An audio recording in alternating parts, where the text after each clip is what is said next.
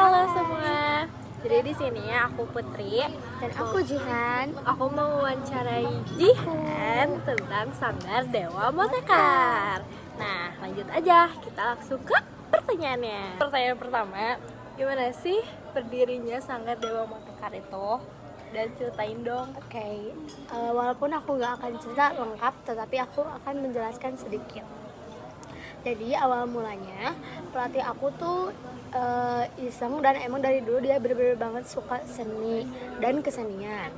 Nah, jadi awalnya tuh dia mencoba iseng membuat sebuah sanggar. Awalnya tuh sanggar kecil, dan dia tuh open recruitment anggota buat mengembangkan sanggarnya. Nah, awalnya cuman ada 5 orang untuk mencoba menari di sanggarnya.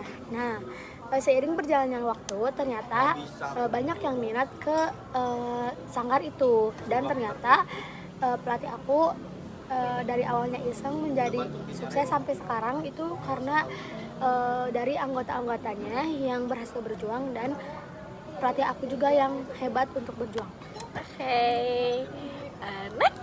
Next. Oke. Apa saja tantangan yang dihadapi Sanggar buat mempertahankan eksistensinya di era globalisasi ini?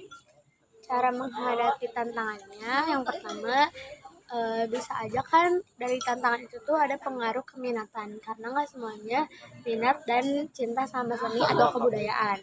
Terus yang kedua dari keterbatasan dana, karena nggak semuanya ekonominya tuh sama dan tinggi. Dan yang ketiga, bisa aja kan misalkan kita nggak dapat dukungan dari masyarakat atau kurang dukungannya, kita nggak akan bisa berkembang atau maju gitu. Oke, jadi next, strategi apa yang dilakuin Sanggar buat Ya. menarik minat generasi muda agar tetap terlibat? Oke.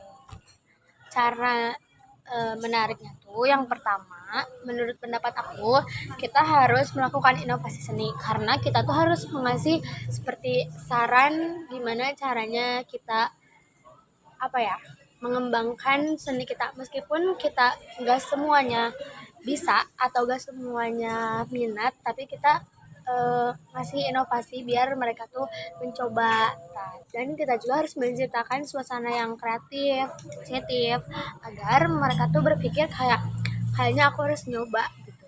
Nah, terus kita juga harus ngelibatin kalau misalkan mereka udah masuk nih ke sanggar. Nah, mereka tuh aku tuh harus ngelibatin mereka, karena mereka tuh biar kayak berpikir, oh ternyata aku keajak, oh ternyata aku berguna gitu. Oke. Next, jadi bagaimana Sanggar memanfaatkan teknologi atau media sosial menghadapi perkembangan zaman?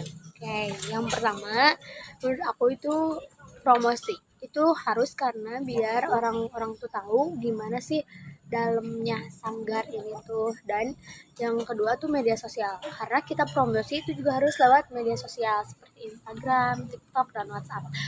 Yang pertama ada di Instagram. Kita kan di Instagram tuh ngeposting gitu ya. Jadi kita tuh promosi lewat postingan itu. Dan kita juga harus ada dokumentasi. Jadi di Instagram itu kita tuh ngeposting foto, video saat kita menari dan saat kita latihan. Jadi terakhir nih, apa harapan kamu sebagai anggota Sanggar terhadap masa depan Sanggar di arus globalisasi ini? Oke, harapan aku semoga sanggar kedepannya terus berkembang dengan baik, dan semoga makin sukses, dan semoga yang minatnya makin banyak, karena justru semakin banyak yang minat semakin bagus. Jadi sanggarnya akan berkembang. Oke, makasih ya udah mau aku wawancara. Bye. Bye.